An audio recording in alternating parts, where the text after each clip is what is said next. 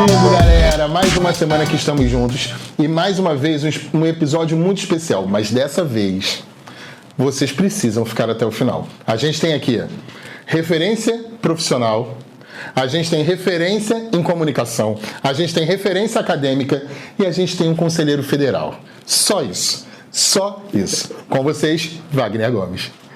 Professor, gratidão imensa por ter vindo. Eu tenho certeza que hoje eu e todo mundo que está assistindo, a gente vai viajar nas suas histórias. E queria passar a palavra ao senhor para poder falar com o pessoal. Bom, primeiramente, obrigado pelo convite. Obrigado ao CREF por convidar.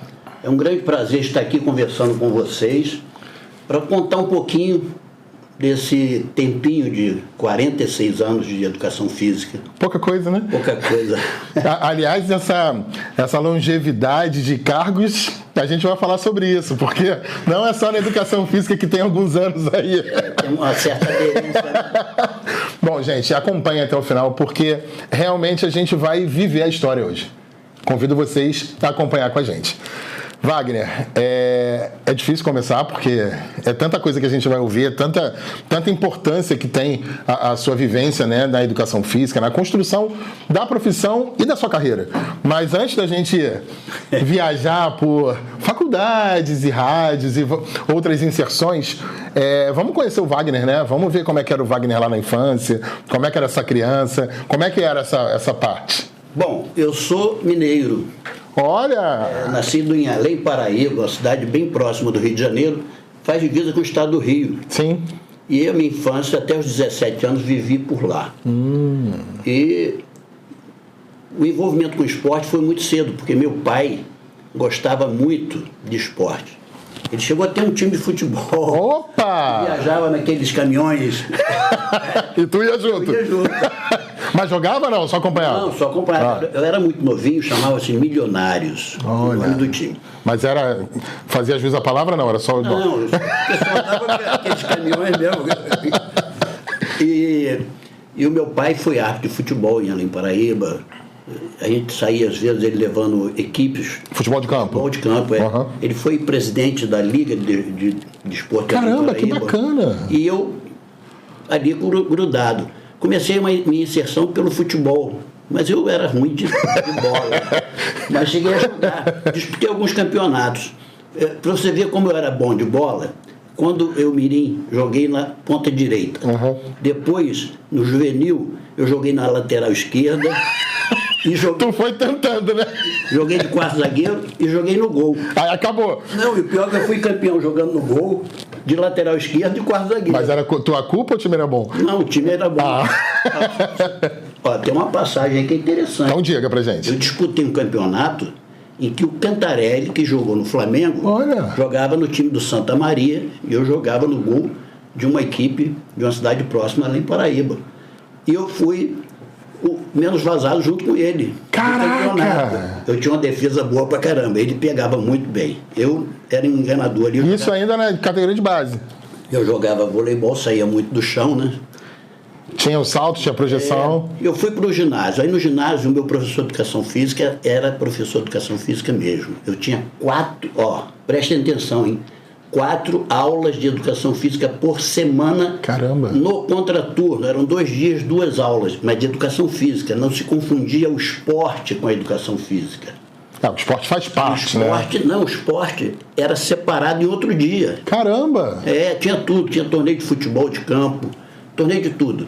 E ali eu fiz a minha inserção pelo handball. Eu fui o primeiro a aprender a regra de handball lá, quando ele levou o handball. Tanto que eu jogava no masculino, estava o feminino. Caraca!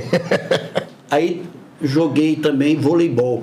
Eu era do time da cidade. O vôlei eu sei que você teve boa inserção. Eu era do time da cidade, mas o voleibol eu aprendi com um senhor que era voluntário, não existia a regulamentação da profissão. Ele mantinha um projeto muito interessante, porque dali surgiram os jogadores da cidade. Era um senhor simples, mas muito bem intencionado, o senhor Luiz. E eu aprendi a jogar voleibol ali. E esse voleibol que eu aprendi ali, eu cheguei a jogar no Aspirante do Botafogo. Caramba, que bacana, Wagner. Então a minha vida esportiva era muito intensa, porque no colégio eu fazia 100 metros rasos, salto em altura, salto em distância. Eu nunca perdi para ninguém na minha cidade nos jogos estudantis de lá. Ou seja, você era aquela pessoa que era quase que o poliatleta, né? Poliatleta. Você tinha facilidade de inserção em várias modalidades. Era muito rápido, tinha muita impulsão, então...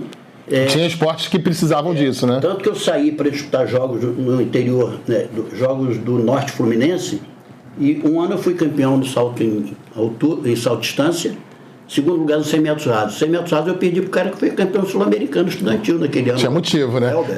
No ano seguinte ele não correu, eu ganhei os 100 metros rasos. Então eu sempre fui muito competitivo, sempre gostei. Agora, dessa história, Wagner, eu queria que você falasse pra gente, porque eu acho que é importante a gente falar sobre isso, porque é uma temática que está muito presente na educação física hoje. Você fala sobre a importância dessa educação física no contraturno com 4 tempos, e eu achei interessante que você falou assim, eu tive um professor. Aí eu queria que você falasse pra gente que está assistindo, como é que você interpreta a importância do profissional de educação física, do professor de educação física, nessa primeira infância, na parte escolar? Quando eu entrei para o colégio, quem dava aula de educação física era o professor de história, que gostava. E esse professor de educação física, ele era inspetor de aluno. Caramba. E o professor fez ele ir para Belo Horizonte fazer curso daquela licenciatura curta, mas que tinha reconhecimento do MEC. A gente era registrado do MEC, eu sou registrado do MEC também.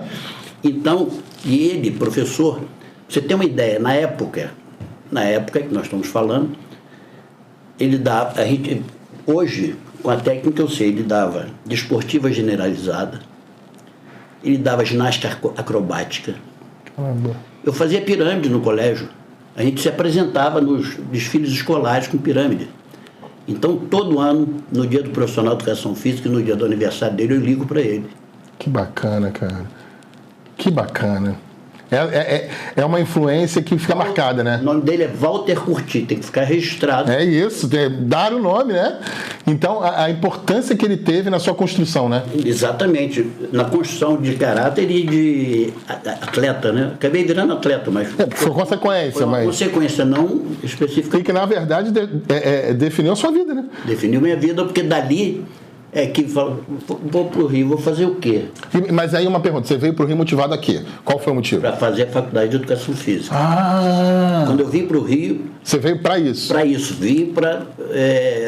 só tinha federal na época.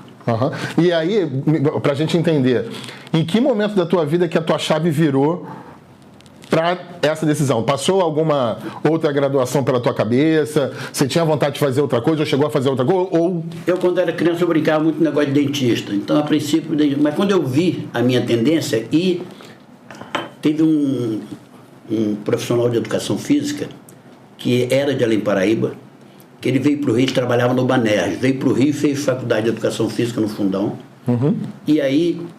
começou a trabalhar com futebol, trabalhou com Parreira, depois foi para os Emirados Árabes, e quando ele foi além Paraíba fazer uns testes lá no colégio e viu que eu tinha muitas medalhas, que eu ganhava muita coisa, ele começou a conversar comigo sobre a profissão de educação física. Eu não tinha noção que tinha uma faculdade de educação física nesse ponto. E aí ele me abriu... Não tinha tanta divulgação na época, me né? abriu a cabeça. Na época ele me trouxe para o Rio, cheguei a treinar um pouco no Flamengo, atletismo. Depois voltei por causa dos estudos, mas fiquei um tempo treinando no Flamengo nas férias. Então, o Paulo, ele abriu essa frente à minha cabeça. Aí vim para o Rio fazer vestibular. Só tinha Fundão, era uma entrada de 100. Eu vim do interior, consegui entrar em 51º na época. Foi o primeiro do segundo semestre, né? Mas entrei e fiz o Fundão. Caramba, então o Paulo foi fundamental nessa virada de chave, né? Mostrar um horizonte mais à frente que existia na educação física. Obrigado, né? Que bem que o Paulo te ajudou nessa aí, né? Muito. E aí, beleza, vem pro Rio, como é que foi essa estruturação no Rio? Bom, no Rio... Tinha familiar aqui tinha ou... um tio que morava em Olaria. E aí... Olaria apareceu. Eu fui morar na casa dele e fazendo a faculdade. Depois meu pai foi transferido, eu já estava no 3º ou 4º período, meu pai foi transferido para o Rio, e aí a gente alugou uma casa na Tijuca. Legal. Passamos a morar na Tijuca todos, mas eu já no 2º período da faculdade, na época não tinha essa coisa de regulamentação, como eu digo, né? Então era muro baixo. Eu no 2º período já trabalhava recebendo como se fosse profissional. Fui trabalhar no Olaria para implantar uma escolinha... No Clube da Olaria mesmo? No Clube da Olaria para implantar uma escolinha de voleibol feminino. porque eu gostava do voleibol e com 6 meses eu tinha mais de 150 e poucas garotas jogando voleibol. Com 2 anos eu federei o Olaria. E no Olaria foi uma grande escola para mim também, paralela à faculdade, porque ali no Olaria eu experimentei de tudo. Eu fui preparador físico de basquete, eu fui preparador, dei musculação para todos os esportes do clube, e fui coordenador da natação, comecei a dar aula de natação também. A natação também já apareceu. E a natação aparece ali no Olaria. O Olaria foi o grande embrião profissional. Porque na verdade, como era um clube, né, você teve várias inserções, né? O Olaria Atlético Clube foi a minha incubadeira profissional, vamos dizer assim. E paralelamente a isso, existiam projetos eu tive um professor de recreação, eu tive muita sorte, porque eu tive pessoas marcantes na minha vida. Isso faz toda a diferença, que me né? abriram caminhos. Boas referências, né? Ele era professor de recreação. O pessoal falava que ele era meio assim, mas ele era muito à frente do tempo. Me fez ler muitas coisas que não tinham nada a ver com a educação física, mas que tinham a ver com o ser humano. E que é com que a gente trabalha, né? Ele criou projetos importantes. Um dos projetos foi recreação em praças e parques do Rio de Janeiro. Olha aí hoje como é que tá, né? Então o que a gente fazia? A gente trabalhava quarta de manhã, sábado de manhã, de tarde, domingo de manhã, nas praças do Rio de Janeiro. Era um convênio da Universidade Federal com o Departamento de Parques e Jardins. Eu dei muita aula no Parque Ari Barroso. Na Penha. Ali na Tijuca, na Xavier de Brito. E em vários lugares. Então eram equipes que iam para trabalhar com quem chegasse. Foi a melhor prática de ensino da minha vida. Porque ninguém era obrigado a fazer tua aula. Quem estava na praça, você tinha que mobilizar para fazer a tua aula. Quem estava ali, você sabia que queria estar, né? Não, mas estava às vezes na praça e a gente acabava mobilizando e era um grande movimento. E dali surgiram os grandes professores de recreação do Rio de Janeiro. Isso era em que ano, mais ou menos, Wagner? Chutando aí. Década de 70, que nós estamos falando. Eu me formei em julho de 77. Caramba. Eu estava na faculdade ainda, pra você ter uma ideia. 20 anos antes da regulamentação já estava... Entendeu? A gente fazia isso. E depois ele criou projeto de ruas de lazer. Ruas de lazer passava por 3 fases: impacto, apoio e permanência. A de impacto e a equipe toda era em convênio com o Globinho e a Fundação Roberto Marinho. A gente ia domingo de manhã para uma rua, botava som, fazia Isso ficou por anos, né? Tinham ruas que fechavam domingo. Não, as ruas sempre existiram, mas não estavam sendo utilizadas. Entendi. O projeto foi para reacender. Entendi. E nós ficamos aí vários anos trabalhando com isso. Porque junto a esse movimento todo surgia o movimento do esporte para todos no Brasil, que eu também me envolvi. Tanto que no projeto de ruas de lazer, o Lamartine Pereira da Costa era envolvido também, o professor Lamartine. Lamartine já gravou com a gente aqui. Doutor Lamartine era envolvido nesse projeto. E aí nesse inteirinho eu estava me formando, Esporte para Todos entrou meados de 70. Foi um projeto imenso, né? E o Lamartine uma vez me fez um grande desafio, porque eu trabalhava com macroginástica. Era ginástica para muita gente, né? E o Lamartine chegou para mim um dia e falou assim: vem cá, nós vamos dar um curso em São Paulo para agentes do Esporte para Todos de todo o interior de São Paulo. E a gente precisa de alguém que traduza na prática a nossa teoria. Só que você vai dar não uma aula prática, você vai ter que retratar a prática na teoria, porque não tem onde fazer prática. Olha os desafios. A gente quer que você seja uma MacGyver. Aí eu fui, cara. Foi no Ibirapuera. Na época, eu me assustei, porque já tinha aquela tela que descia automaticamente. Não era comum, né? Não, já era muito avançado para a época. Eu era o mais novo de todo mundo que estava ali, inclusive fazendo o curso. Tinha diretores de faculdade, o doutor Bramantes, hoje da Unicamp, já está até aposentado, era diretor de faculdade, tinha um monte de gente. E você, moleque lá? E eu, com 23 anos, cara, fui falar no último dia, olha só que loucura. Fechar um negócio depois de Lamartine, Mira Delamare, só fera. Podia depois para abrir, né? E outra, 4 horas. Caramba! Eram 4 horas. A gente, quando é jovem, é muito corajoso, né? Tem isso. Jovem é muito corajoso. Então eu Entrei firme, só que eu fechei fazendo uma macroginástica com todo mundo sentado. Não, mas como é que é isso? Movimentos, as pessoas Membro superior. música, cabeça, ombro, braços, não sei o quê, depois levantei um, interagia com o outro, não sei o quê. E isso lotado. No auditório, e todo mundo fez. E aquilo me rendeu ir depois para... Existia um convênio Brasil-Alemanha, aí ia ter um curso para gente de outros estados na Bahia. Eram 8 pessoas, 4 brasileiros e 4 alemães, e eu estava entre os 4 brasileiros.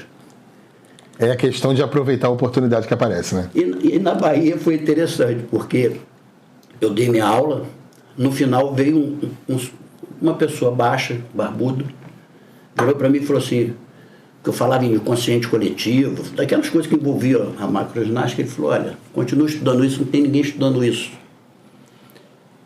Sabe quem era essa pessoa? Alfredo Gomes de Faria Júnior. Assistiu minha aula, participou da prática. Caramba. Se eu soubesse antes da aula que ele estaria ali, talvez não seria tão boa. talvez não fosse tão boa. Porque ele foi o primeiro homem a escrever um livro sobre didática da educação física. Verdade. E que ficou anos-luz. A maioria do pessoal estudou, rezou. Quase a Bíblia, é. Bebeu nessa fonte, né? É verdade. Caramba, Você tem uma Wagner. ideia da loucura Do tamanho, da dimensão. e da loucura que é a minha vida. Isso a gente tá no começo, tá? Mas vamos dar sequência. É muita história, a gente está no início ainda. E desse projeto, saiu algum nome que foi conhecido? Como é que era esse envolvimento na época? Do projeto lá de praças e parques, eu estava falando, a gente acabou Sim. A gente vai e volta. Surgiram grandes nomes da educação física brasileira. Raul Ferreira Neto, que faleceu, perdemos o Raul, que é um grande recreador, foi professor da Castelo Branco anos-luz, da UERJ também, do Colégio de Aplicação, surgiu daí, ele trabalhava conosco em ruas de lazer, praças e parques. Francisco Carlos Maravalho, é outro grande nome. E o Maravalho se formou comigo. Caramba. Aí eu fiquei um tempo sem ver o Maravalho, fez o mestrado comigo. Por acaso, a gente não sabia. Valcir Rocha.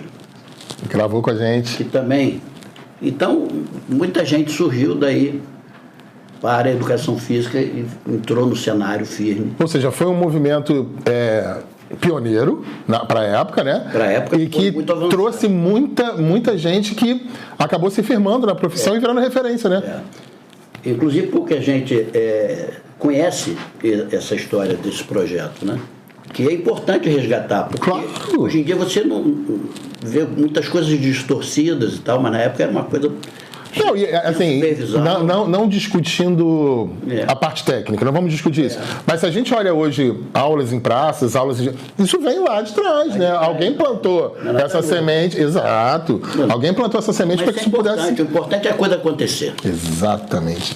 Beleza, estamos aí na tua vida, Bahia, com o Alfredo simplesmente assistindo e te dando a dica de continue.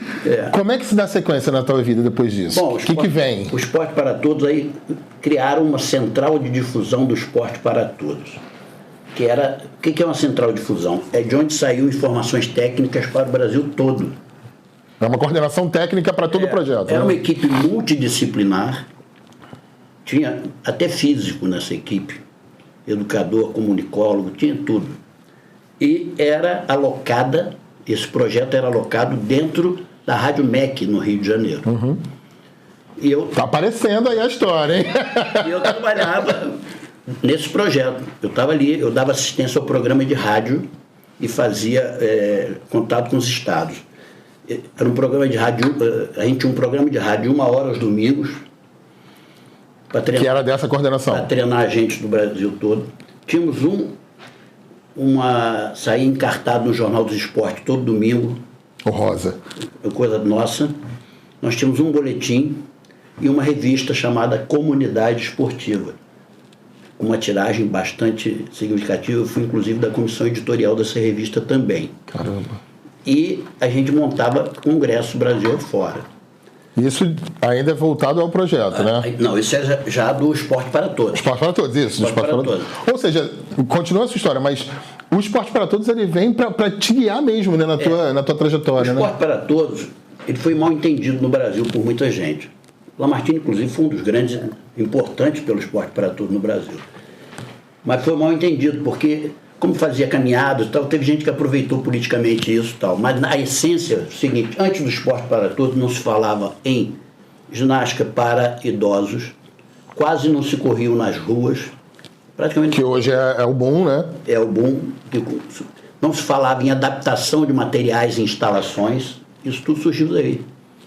Esse aproveitamento. Porque foi o que a gente falou, né? Foi um movimento pioneiro que trouxe a informação para que pudesse se desenvolver, né? Essa distorção muita gente usou errado, mas quem soube aproveitar, e foi uma formação profissional muito interessante. Deu para ver da galera que saiu, né?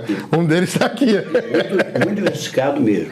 Tá, e aí então você fazia parte dessa coordenação, esse grupo, que era para expandir a comunicação técnica pro... E a gente fazia congressos. E num desses congressos, em Belo Horizonte, foi em 82, se não me engano, onde surgiu a Carta Brasileira de Educação Física, escrita pelo Tubino, paralelo, era um congresso, tinham cerca de 3 mil pessoas, o Brasil inteiro lá. Belo Horizonte jogava-se muita peteca, o símbolo do congresso era uma peteca. E eu trabalhei, e a gente fez transmissão de rádio nesse congresso. Transmitiu o congresso pela rádio. Pela rádio. E eu dei curso lá e tal, a gente trabalhou bastante nesse congresso. E ali tinha um grupo de experts reunidos, Lamartine, Tubino, Jorge Tanhilwer, o nome fraco. Walter Giro Giordano, Takahashi. Nesse ínterim já existia em Brasília uma subsecretaria de esporte para todos, a SUEPT. Caramba, virou subsecretaria. Foi tão forte que surgiu uma subsecretaria que ajudava a subsidiar o Congresso. E o que esse pessoal estava fazendo lá? Discutindo para brigar pela regulamentação da profissão. Isso em 82. 82. Que já vinha de uma ideia do Inesio Penamarinho, lá de trás, que o Inesio era professor de educação física e advogado. E ele queria organizar a educação física como se tinha no direito. Né? Ter uma regulamentação. E ali surgiu e começou. Isso acabou chegando, fazendo um resumo, porque não fica muito... Não, Aí chegou na mesa do Sarney, tramitou, passou por todo mundo, passou pela Câmara dos Deputados, Senado, chegou na mesa do Sarney para ele sancionar a lei de regulamentação da profissão.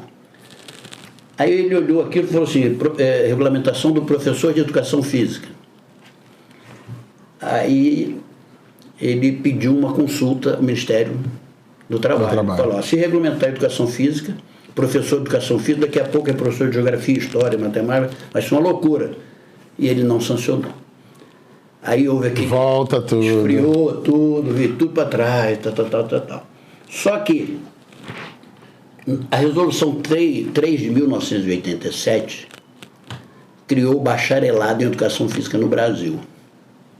Essa resolução ela tinha uma falha, porque o licenciado era o todo-poderoso. Daí começou a surgir um monte de dificuldade depois de registro. Sim. Por conta disso. Porque ali o licenciado podia tudo. O bacharel só podia trabalhar fora da escola. Isso em 87 que surgiu. Quando foi em 89, eu fui procurado pelo professor Moacir Bastos, aqui de Campo Grande.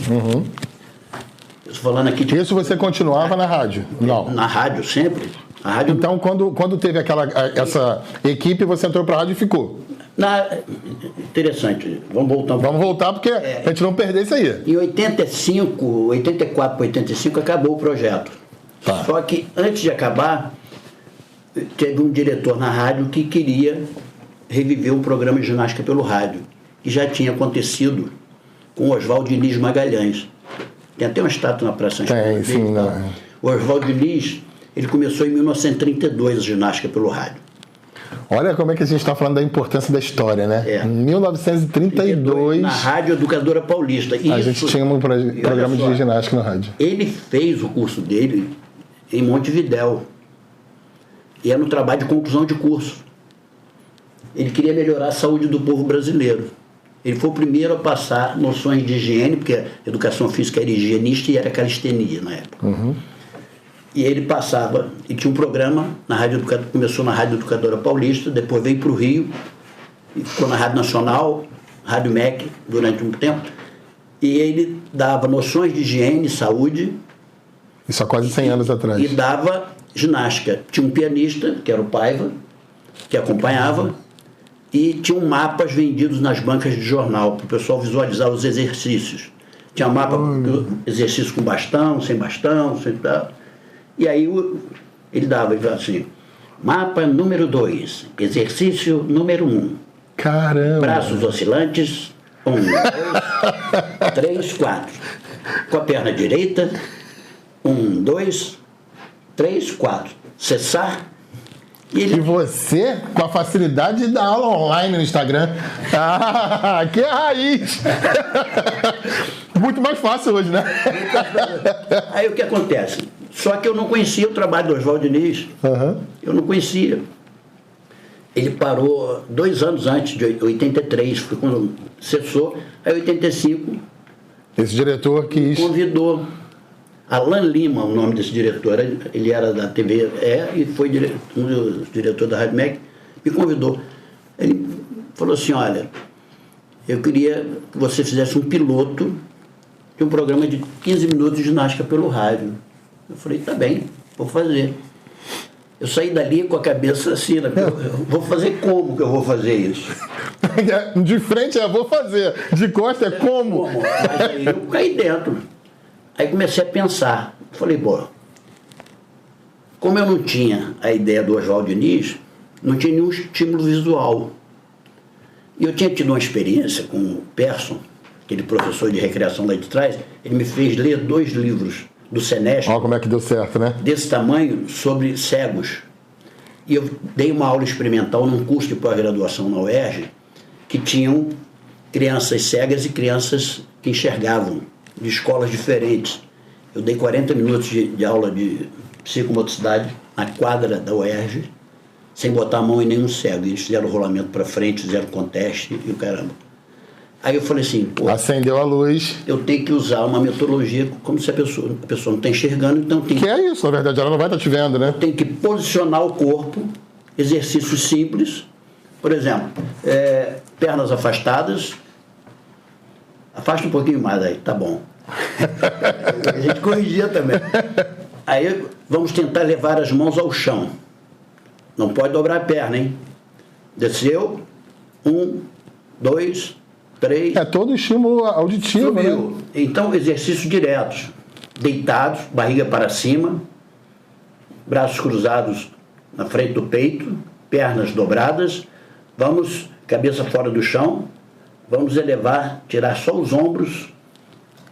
Tem que ir passando ponto a ponto para que possa chegar. Ia fazendo isso. Que fantástico. E aí, entreguei. Entreguei. Ele pegou um grupo da rádio, botou num auditório enorme lá, que era o Sinfônico. Eu não estava presente. Ele foi fazer o teste, né? Foi fazer o teste, deu certo. O pessoal fez. Me contratou. Isso em 85? 85. Aí tu ficou o quê? Uns 3 anos lá? Eu estou há 38 anos, rapaz. Hoje em dia ainda existe a ginástica de 5 minutos, como se fosse uma ginástica de aquecimento, para manter a tradição. Porque a Rádio MEC tem isso, né? Do cuidado da pessoa. Cuidado. E tentaram tirar do ar. A ouvidoria recebeu um monte de pedido para não tirar do ar. Ou seja, continua tendo efeito. Continua tendo efeito. Muita gente não tem oportunidade. É verdade. Então, aí é essa história, né? Ou seja, 38 anos, um programa de ginástica na rádio e continua forte. Só que, paralelamente, eu continuava trabalhando em clube, dando aula em escola particular. Vamos chegar lá. Entendeu? Vamos dar um jeito de estender esse tempo aqui para a gente falar de tudo. Eu tive a oportunidade de ter uma formação muito eclética, mas fiz pós-graduação. Agora, deixa eu te perguntar, Wagner.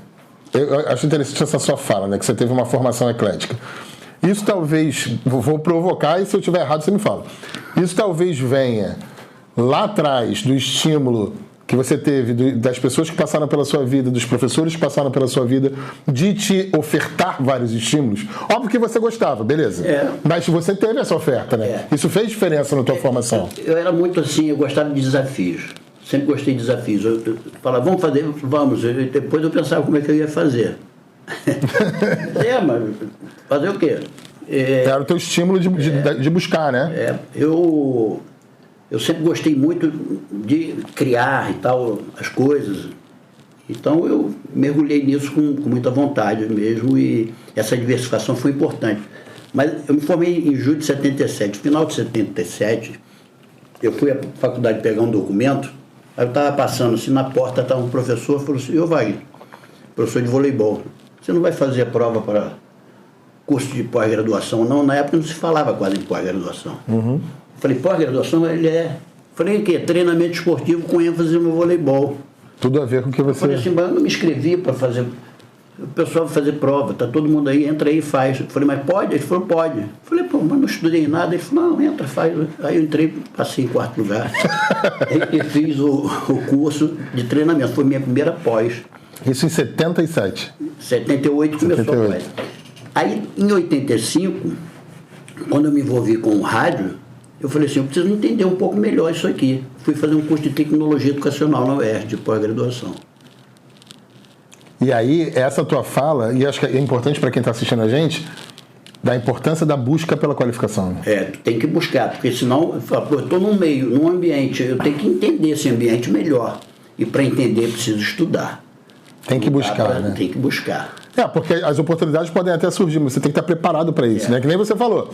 Se aparecer e eu não souber, eu vou aceitar, mas vou buscar. Vou estudar. Não, eu nunca fui inconsequente de pegar algo que eu não fosse capaz de dar conta. Perfeito. Sem estudar. Tanto quando eu fui lidar com macroginástica, eu fui estudar linha de massa, efeitos. Eu ia para o Maracanã, para geral, e ficava de costas para o campo para analisar o comportamento de massa. Caramba! Nem quando saia gol, tu dava... Não, eu sabia que o cara olhou para o pessoal. Foi bom, mas não tinha videotape. Não ia passar o videotape, não adiantava. Eu sabia que tinha saído gol porque se era uma falta, eu comecei a estudar a reação de massa, porque eu ia lidar... E aí tu conseguia, muitas aspas aí, né? Você conseguia ver o jogo através da reação do público. Através da reação do público. Que fantástico. Tanto que em 82... voltando lá para o nosso congresso de Belo Horizonte, quando surgiu a coisa de iniciar essa coisa da regulamentação, eu encerrei o congresso com uma macroginástica em frente ao Mineirão, eu em cima do caminhão dando ginástica para 3 mil pessoas usando a peteca. Que era o símbolo do congresso. Era o símbolo do congresso, usando a peteca. E eu encerrei essa macro lá, assim. Que fantástico. É macro de verdade, né? Eram 3 mil pessoas. Beleza, então a gente passa aí pelos congressos, que teve muita importância, mas aí você falou, a gente acabou voltando lá atrás, né? Não, gente, hoje não tem linha do tempo certa, hoje é conhecer a história desse cara. Você falou um nome importante na sua vida, né? A gente vai começar a desenrolar agora, mas você falou um nome importante, foi o Moacir Bastos. Ah, sim, aqui em Campo Grande. Que aí a gente começa uma história muito forte na sua vida, né? Em 89... A Moacir Bastos era uma faculdades integradas e tentava já há uns 3 anos implantar um curso de educação física. O Moacir Bastos gostava do esporte e da educação física. Só que ele não conseguia. Aí o Lamartine me indicou. E eu fui encontrar o professor lá na Câmara dos Vereadores. Olha os casos interessantes. Eu na Câmara dos Vereadores não conhecia o professor Moacir, não me conhecia. O Lamartine que indicou. Aí fui conversar com ele. Ele falou: "Professor, eu estou com esse problema, tal.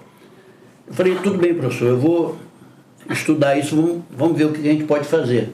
Ele falou: "Olha, só que eu tenho só 72 horas para não perder mais um ano." Eu falei: "Não tem problema, eu vou cair dentro." É bom que tinha bastante tempo, né? Vou estudar isso aí e se precisar perder noite de sono, eu vou, mas eu te entrego no prazo que o senhor quer. Ele falou: "Quanto você quer para fazer isso?" Eu falei assim: "Não sei." Ele: "Mas como?" Eu falei: "Nunca fiz isso." Aí ele falou assim: "Não, mas eu vou analisar, eu tenho que ter, já tinha tecnologia educacional, eu já vou tinha analisar." A formação, né? Aí quando eu peguei, falei assim: tem que pegar o que tem na lei. E era a resolução 3 de 87. Isso era 89. Estavam querendo, quando eu peguei o currículo e a proposta curricular, eu vi que estava tudo errado, porque não estava dentro da resolução. Toda vez que surge uma resolução nova, qualquer curso novo que apareça tem que ser dentro dessa resolução. Perfeito. Não pode ser na resolução antiga.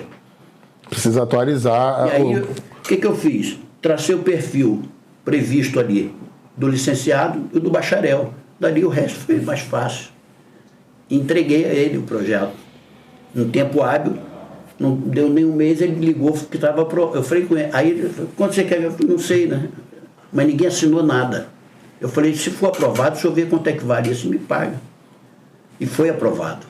Caramba. O projeto pedagógico foi aprovado. Tanto que em 90 a gente começou com o curso na Moacir Bastos. Ou seja, o curso de educação física da Moacir Bastos veio pela sua mão. Eu que... Que bacana. O projeto pedagógico foi meu. E o professor Moacir, eu comecei a dar assessoria a ele para compra de materiais e essa coisa toda. Na verdade, estruturar todo o curso, né? Para o curso funcionar.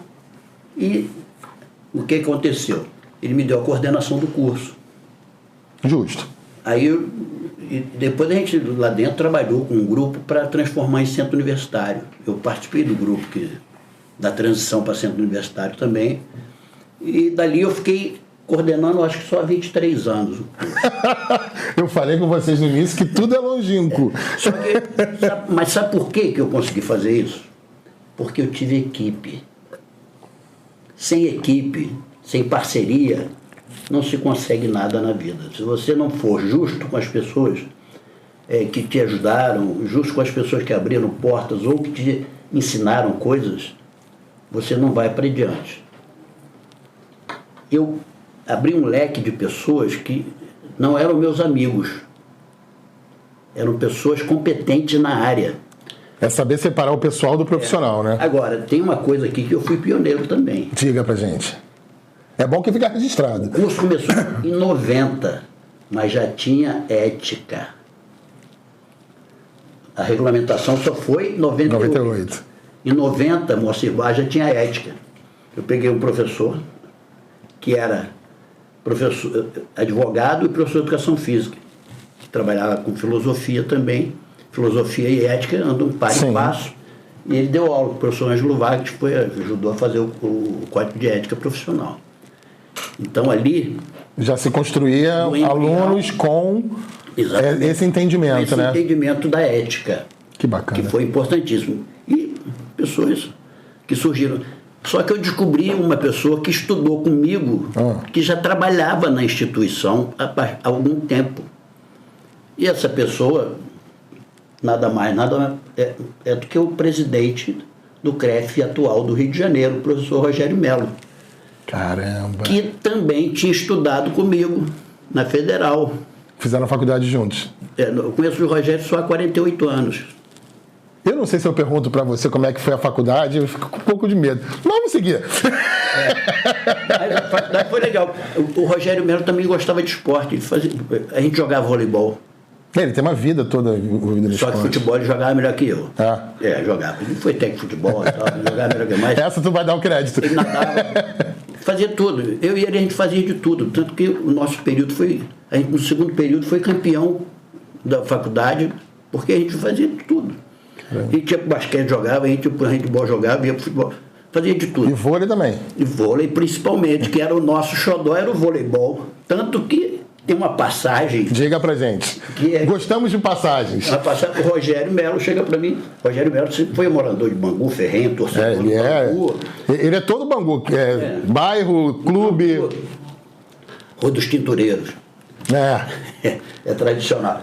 Aí o Rogério Melo falou assim... Olha, vai ter um torneio de voleibol no Cassino Bangu. Você não quer jogar no meu time, não? Eu falei, quero. Só que o torneio é à noite e tal. Eu falei, não tem problema. Não tem problema não, eu moro em Olaria, que é 100 quilômetros. Eu pegava o ônibus de Olaria, que é aquele famoso roda todos os bairros. Costura o Rio inteiro. Você chegava em Bangu, jogava, voltava para casa... para no dia seguinte, 6 horas da manhã, estar na faculdade. Chegava em casa aqui, 1 hora da manhã?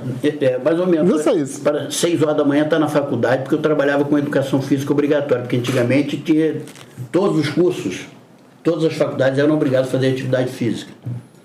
E, no fundão, os cursos centralizavam na escola de educação física. E eu era monitor disso aí. Fui monitor, nada mais, nada menos. Quem coordenava era uma pessoa que quase não tem nome na educação física brasileira, que é a professora Maria Lenk.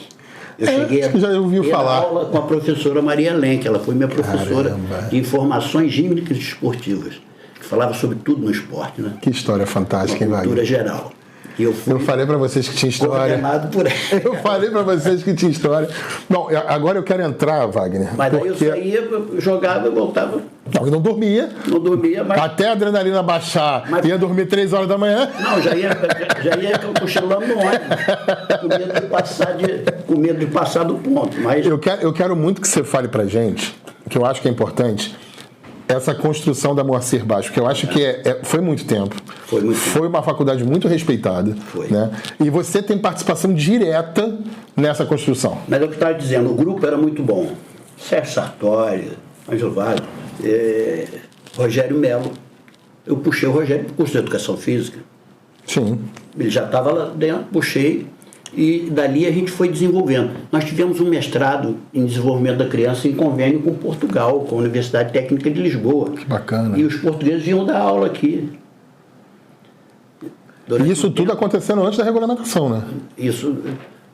Aí eu acho que já estava próximo. Estava já na década de 90 para... Porque a regulamentação... Como é que foi essa retomada, né? Depois do banho de água fria... O pessoal entrou no curso de Educação Física.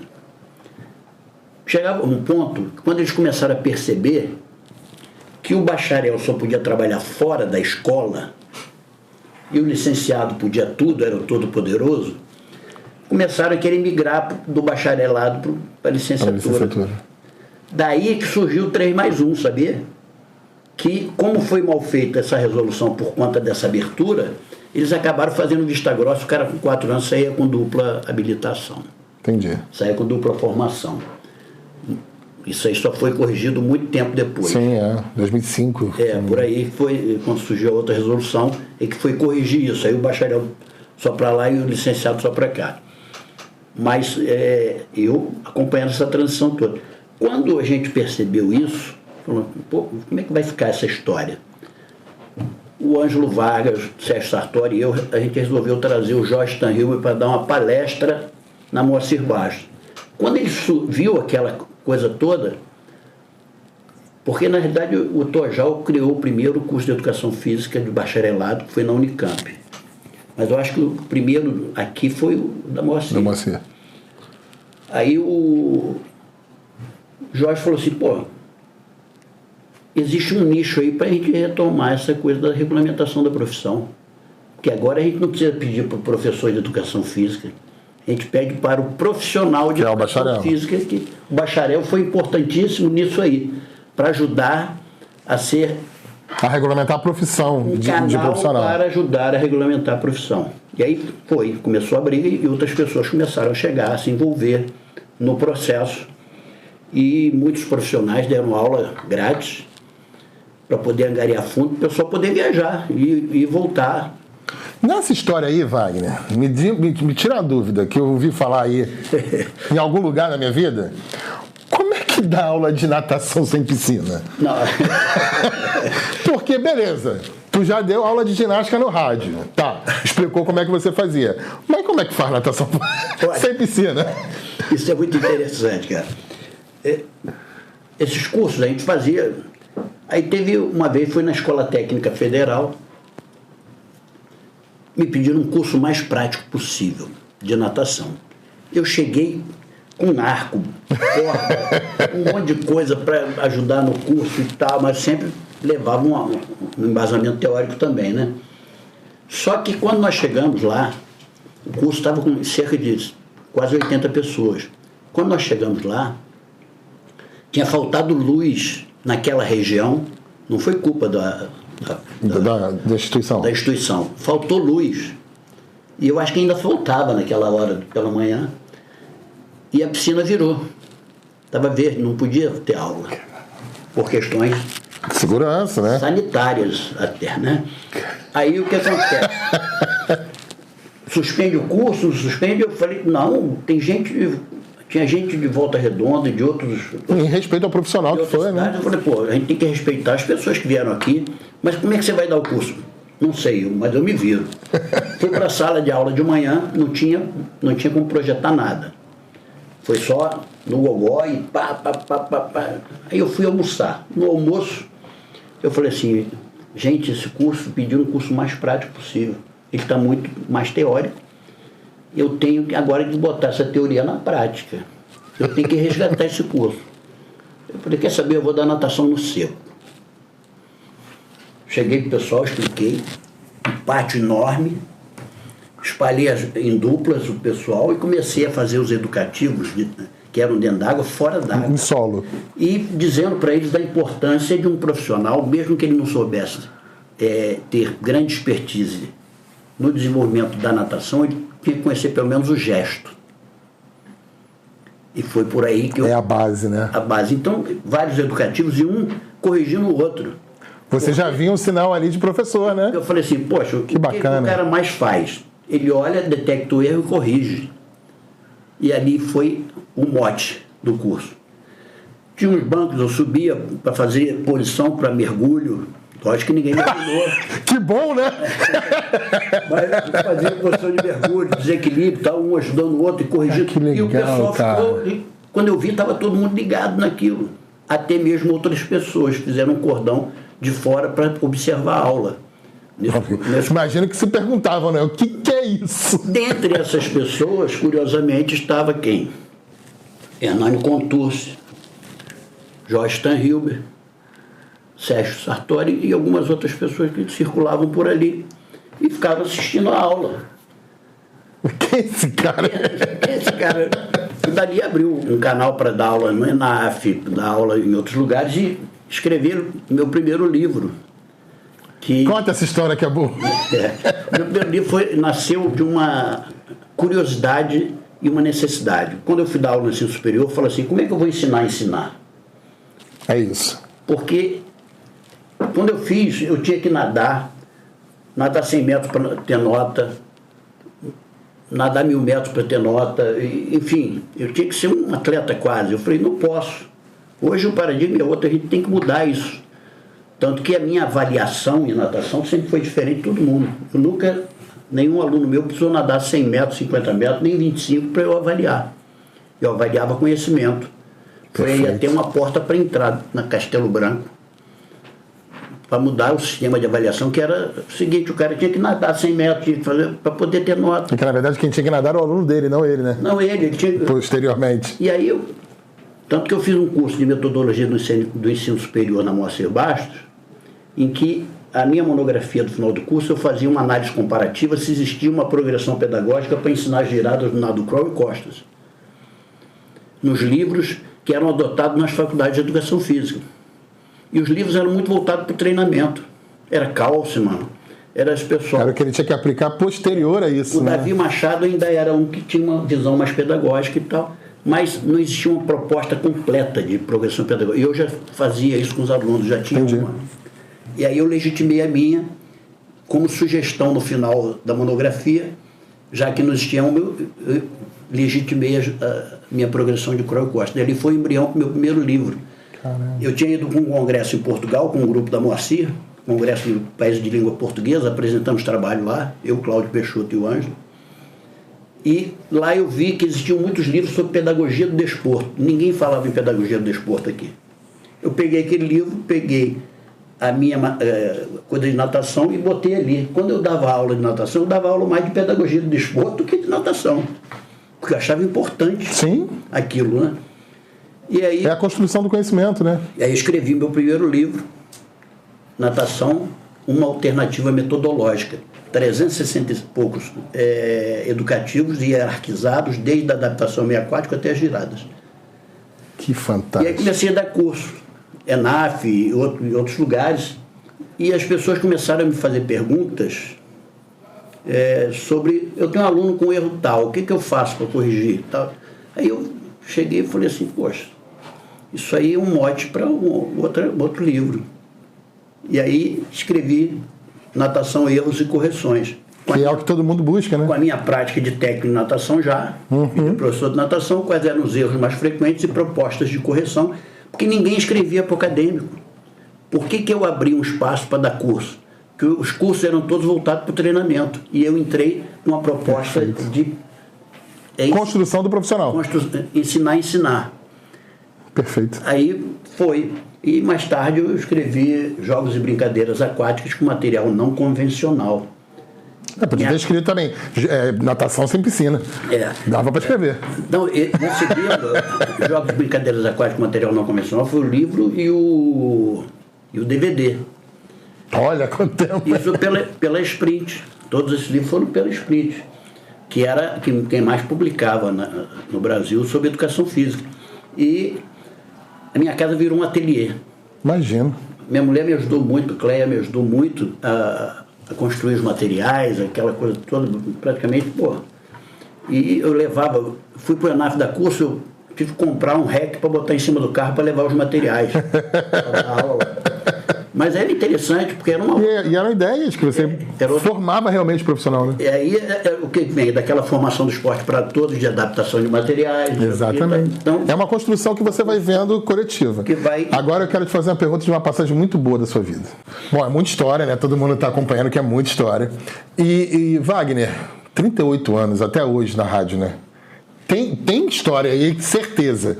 Talvez a gente não tenha tempo de todas. Mas tem alguma que você possa trazer pra gente que tenha marcado a tua carreira? Eu não fiz só ginástica nesse tempo todo. Na realidade, eu tive um programa chamado Caminhos da Educação Física, que a gente discutia coisa da educação física. Participei de programa de debates, enfim, programa ligado à terceira idade, que tinha um grupo de terceira idade lá. Mas teve um que foi muito importante, porque na década de 90 surgiu a obrigatoriedade da educação física adaptada, que é a educação física para as pessoas com deficiência. Então, logo que surgiu a lei, eu implantei a disciplina, inclusive quem deu aula para nós foi nada mais, nada menos do que Ivaldo Brandão Vieira, que chegou a ser vice-presidente do CPB, Comitê Paralímpico Brasileiro. Isso na Moacir Bastos. Na Moacir Bastos. E aí, eu achei interessante criar na rádio um programa chamado Educação Física Adaptada. E convidei o Brandão para me dar assessoria nesse programa. E a gente levava atletas, levava dirigentes, levava técnicos para esse programa. E esse programa ficou muito tempo, tanto que depois nós fizemos um projeto, depois da Paralimpíada de Atlanta, nós fizemos um projeto em que esses programas foram gravados em fitas cassetes e enviado para todas as faculdades no Brasil que tinham a disciplina. Que bacana. Foi um projeto junto com o MEC e tal, e a rádio. Mas isso aí gerou uma coisa interessante, porque o Pelé, Edson Arantes do Nascimento, cidadão Edson Arantes do Nascimento, o Pelé, foi ministro do esporte. E nessa época, a mídia brasileira não cobria a Paralimpíada. Até há pouco tempo não cobria, né? A primeira vez que cobriu foi em Atlanta. 96. 96 em Atlanta. E ele bancou um jornal, uma revista, uma TV, que foi a TVE, e bancou uma rádio, Rádio MEC, que era eu. Que era tu. Fui eu com gravador. Porque TV tem que ir, cameraman, caboman, não sei o quê. E o rádio não, você e o gravador. Gravador, microfone e vamos. Embora. Só que eu fui junto com a primeira equipe. Eu fiquei 18 dias em Atlanta, fui junto com a primeira equipe, que tinha o diretor de TV, o Paulo Dionísio, e ele falou assim, poxa, e por acaso eu fiquei na divisão no quarto, mesmo quarto com ele, e a gente começou a conversar e falou, vem cá, vai chegar a equipe do Brasil e o repórter chega junto com a equipe. Eu não tenho quem faça. Você faz para mim? Eu falei, nunca fiz TV não, mas eu vou lá e eu conheço as pessoas, por conta do programa, eu conhecia atletas, dirigentes, técnicos, conhecia todo mundo. E aí eu fui para Atlanta fazer a cobertura. Então eu sou pioneiro em cobertura de Paralimpíada também para o rádio brasileiro. Ou seja, que presente que a rádio te deu, né? Porque é um presente, né? E por conta desse pioneirismo, tudo a gente conseguiu. Tanto que era assim, TVE, Rádio MEC, pioneiras na Paralimpíada, era assinatura. Que bacana. Eu acho legal de quem está podendo acompanhar a história, Wagner, porque muita coisa você teve contato para iniciar, né? Sim. A gente vê isso, que a tua história ela traz muito isso, né? E outra, vê que a educação física, como ela é grande. Como ela é grande. Porque durante todo esse tempo eu dou dicas de saúde e atividade física na rádio também. Durante esse tempo todo eu faço pedagogia social na rádio, que é informando. Então, você cuida da população, que é a função do profissional de educação física. Entro nos programas na rádio, dica. Que bacana. É chamado de dica comigo. Então eu falo. Agora, por exemplo, tem um programa na Rádio Nacional, que revista Rio, em que ele está fazendo um programa voltar para a qualidade de vida, essa coisa toda. Então, ele toda semana me passa 6 perguntas sobre atividade física e saúde, né? Para eu desenvolver. E numa delas estava como escolher a academia. Aí sempre que eu tenho a brecha eu falo, verificar se os profissionais são registrados no sistema com FEF-CREF. É a segurança da população. Às vezes explico, se você abrir a página do CREF1 ou do CONFEF, você vai ter lá um lugar que você pode botar o nome da pessoa. Para consultar. Para consultar. Se ele for registrado, aparece um número. Ou se você te der um número, você põe um número, vai aparecer o nome. E você vai saber qual é a situação. É a segurança, né? Porque inclusive aqui no Rio de Janeiro ainda existe uma outra situação, que tem o curso de primeiros socorros, que precisa estar sempre... o suporte básico de vida. O suporte básico de vida que tem que estar sempre sendo atualizado. De 2 em 2 anos. 2 em 2 anos, né? Inclusive está para ter agora... Sempre tem, né? Quase sempre toda tem. semana tem. Sempre tem. Da tua história, Wagner, eu acho que nada mais... A palavra não é nada mais justo, não, mas eu acho que nada mais do que normal, né? Você está ocupando o cargo que você ocupa hoje. Né? Hoje você está como conselheiro federal. E já falou, né? Essa natação sem piscina eu nunca vou esquecer. Mas foi o seu envolvimento na construção da regulamentação, do conselho. Exatamente. Então você teve uma entrada muito forte nesse período, né? A gente trabalhou, deu muitos cursos, não foi só esse, demos vários cursos, inclusive com piscina. Inclusive algumas vezes com piscina. E nisso aí, quando se constituiu, a profissão foi regulamentada, quando se constituiu o CREF do Rio de Janeiro, a Moacir Bastos tinha a maioria dos conselheiros, acho que a maioria era da Moacir, tinha uns 5 ou 6 da Moacir. Porque teve a vivência dentro desse processo, né? Desse processo. E eu não fui nessa primeira leva porque, na época, eu era presidente dos coordenadores de curso, existia isso aí, que era mais interessante, na época, eu ficar nessa posição. Depois eu fui ser conselheiro, mas só que eu tive uma participação nessa questão da criação do conselho, porque quem fez o cerimonial, apresentou o cerimonial de posse do primeiro grupo, mais um marco do Conselho Regional de Educação Física do Rio de Janeiro, fui eu. Wagner. E depois, quando foram homenagear o Fernando Henrique Cardoso, que foi quem sancionou a lei 9696 de 98, fizeram, foi o Caiçaras, eu acho, o clube ali na Lagoa, uma grande festa em que mostrou também que o profissional de educação física tem requinte. É isso. Uma festa requintada, todos de smoking. E quem apresentou fui eu também. Tem um pouco de história mais aí. A entrega do descóbulo de ouro. De ouro para o Fernando Henrique Cardoso. E eu tenho um descóbulo de prata, por ter sido conselheiro e tal. Depois eu fui convidado pelo Jorge para ir para o Conselho Federal. Eu acho que a gente está chegando no final, mas fica aí que ainda não pode ir embora, não.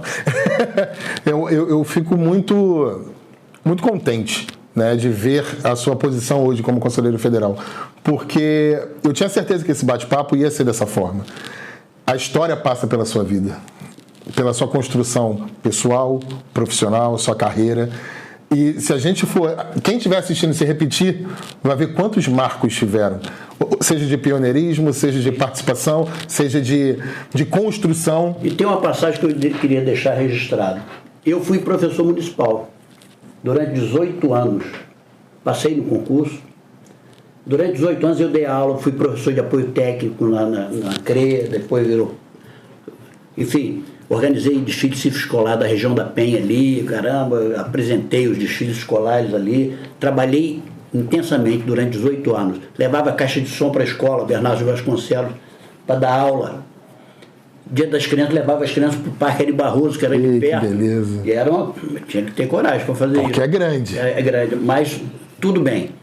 No final de 18 anos, eu falei assim, já dando aula no ensino superior, já há algum tempo, eu falei assim, bom, isso aqui já não está atendendo mais as minhas expectativas profissionais.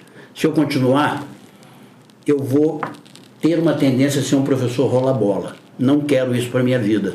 Não acho. Você conseguiu ter essa consciência? Fui na secretaria e me exonerei. Em 40 minutos eu me exonerei deixando 18 anos para trás. Muita gente, Acho que não 18 anos para trás. Não, enaltecendo os 18 anos. Deixando os 18 anos. Sim. Porque muita gente falou assim, você é maluco, teria mais uma aposentadoria. Não, eu não quero isso para mim, eu não quero enganar ninguém. Isso é muito legal. Porque senão, como é que eu vou olhar para a cara do meu aluno na faculdade? E eu tive a oportunidade de ter na faculdade alunos da escola. Alunos que foram meus alunos na escola. Eu pude olhar na cara deles e reconhecê-los. E saber que contribuiu, né? E saber que eu... até porque esse aluno que você pegou na faculdade teve tua influência. Certeza. Não, eu podia dar aula tranquilamente, porque falar o que eu quisesse, porque eu não estaria mentindo. Verdade. Senão ele seria o primeiro a falar, pô, professor, mas lá não era bem isso que eu fazia. Porque aluno fala. Aluno fala. Então, isso é... ética é prática. Ética é movimento. Verdade. E aí, para a gente fechar, Wagner, eu queria que você falasse um pouco do tamanho da importância de ser um conselheiro federal, né? Porque tudo que se constrói, ou se atualiza, ou se busca de atualização, né, da nossa profissão passa pelo Conselho Nacional, que é o Conselho Federal. Fala o tamanho desse peso pra gente. O Conselho Federal ele é muito importante. As pessoas confundem, porque não sabem até hoje qual é a diferença de conselho e de sindicato. O conselho ele é para proteger o profissional de não ter intrusos e proteger a sociedade. Perfeito. Ele não é para brigar por salário, nada disso. E o Conselho Federal ele é importante para criar algumas normativas que são fundamentais. Perfeito. Eu dirigi durante 6 anos, mais ou menos, a Comissão de Ensino Superior e Preparação Profissional, que agora é Câmara, né? Mas eram comissões. Dirigi durante 6 anos. E ali nós criamos também especialidades em educação física, que está lá na página. Então, é uma responsabilidade você estar ali sabendo que tem 600 e poucos registrados no país. 1000? 630 e poucos mil Isso. Registrados no país. São muitas vidas, né? São muitas vidas, é uma responsabilidade. Agora mesmo nós passamos por agora eu estou na Câmara de Ética, sou secretário da Câmara de Ética. Nós passamos por uma discussão muito importante da modernização, atualização, vamos dizer assim, do Código de Ética Profissional, que é o embrião para toda profissão. É o documento base, né? Para tudo, né? Então, é importante, é um peso grande de responsabilidade. Ali você não se representa. Ali você não é o Wagner, ali você tem que sentir que existe pessoas que você fala pensando no que elas precisam e não no que você precisa. É verdade. Até porque se a gente for fazer uma conta que a gente não vai fazer, 600 mil profissionais interferem em quantas vidas? Exatamente. Né? Porque se você pega o aluno de cada um, os alunos de cada um, tem interferência direta, né? Eu ainda acho que a gente precisa ter uma comunicação mais agressiva em direção a esses profissionais, trazê-los mais, envolvê-los mais, ainda mais que agora muda totalmente o paradigma das eleições, né? Sim. Que agora todo mundo vota para tudo. A construção é coletiva mesmo, né? Porque antigamente, para você eleger o Conselho Federal, eram delegados. Uhum. Mas agora não, todo profissional vai poder votar. Para isso vai precisar de um grande envolvimento e eles se sentirem importantes que eles podem estar participando dessa... É uma construção coletiva mesmo, É uma construção coletiva. Então fica a dica para você que está assistindo, se envolva mais. De responsabilidade. Não basta reclamar. Todo mundo reclamar é bacana, todo mundo bate palma. Se alguém sair metendo pau em alguma coisa, todo mundo bate palma. Não. É importante você ver o que te incomoda na profissão e lutar para mudar isso, melhorar isso. É o necessário. É isso, gente. Queria agradecer, Wagner. Eu acho que se a gente pudesse falar internamente de cada passagem sua, a gente ficava 2 dias gravando. Mas é muito rico a gente poder ver, quem está assistindo, teve a oportunidade de assistir a história viva. Eu acho que isso é impagável. Então, eu, como profissional de educação física, agradeço por tudo que você fez pela profissão, por tudo que você representa na profissão, e agradeço principalmente de ter vindo aqui para bater um papo com a gente, dividir um pouquinho da sua história. Eu te passo a palavra para poder se despedir do pessoal. Bom, primeiramente, muito obrigado mais uma vez, e você conduz brilhantemente. E é isso, minha gente, ser profissional de educação física é ser responsável. Pensar que você influencia na formação do que tem de mais essencial, que é a essência da pessoa, que é o corpo. Você não consegue se separar do seu corpo. Em todo lugar que você vai com ele. Então, você precisa prepará-lo bem. E o profissional tem que ter essa dimensão. Muito obrigado por vocês terem acompanhado até aqui. Espero que eu tenha contribuído de alguma forma e agradeço o convite mais uma vez. Contribui sempre, você é história viva. E aí, só um detalhe, como é que a Rádio MEC está bem representada com essa voz, né? Meu Deus. Wagner, gratidão. E a você, muito obrigado por ter acompanhado a gente até aqui. E nos vemos semana que vem. Até lá.